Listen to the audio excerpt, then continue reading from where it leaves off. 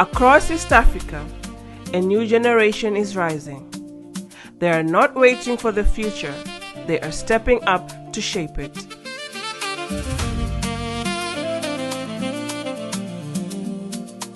Welcome to the East African Community Youth Fellowship. The region, just like John C. Maxwell said, everything rises or falls because of leadership. We need a new breed.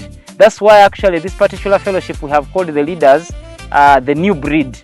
People with integrity, people with stewardship, people with dignity and a spirit of excellence. We have learned many things. One of them is that structures of political leadership and governance, they are essentially institutions for organizing power. We have agreed that democracy building is a process, not an event. Our continent has one of the youngest population and the best way to curb unemployment is to start businesses.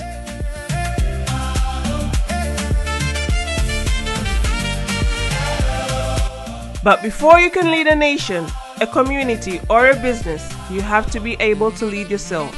Position is an avenue of where we can accelerate our principles of different attributes of leadership, but leadership comes to us even before position. The true understanding of what leadership is and the fact that leadership starts from self-leadership before leading others. The one-man set shift that I have experienced is the shift from waiting for opportunities to creating them. I think all East African community youth should be given the opportunity to go through this fellowship to help them find their identity as leaders and to give them the skills to go back into their respective states.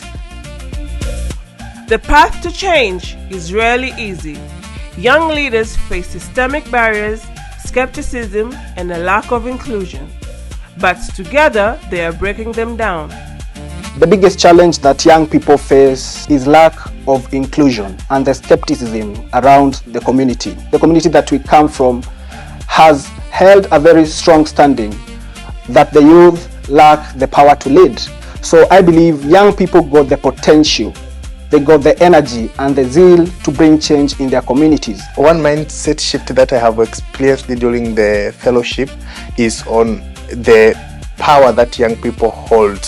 Looking through what young people were able to achieve in Gen Z protests in Kenya, and looking also what happened in Tanzania, that shows our collective power, and if this collective power are harnessed and nurtured to be used in a collective way, these young people can make things better. They're willing, they've stepped out, they already see themselves as leaders and they're already putting themselves forward. Act of them having their own institutions, setting up their own organizations, businesses, being part of initiatives, organizing efforts, championing social justice, that in itself gives me hope to say young people are stepping out, and yeah, the future is bright. The future we envision is seeing the East African youth of today moving from just filling the seats at the table to building the table itself. Imagine a future where the current generation of youth are the presidents, are the mayors, are the members of parliament, are the ambassadors, are the top business leaders in their different countries, and they are the one carrying the hope of the millions of East Africans and millions of Africans worldwide.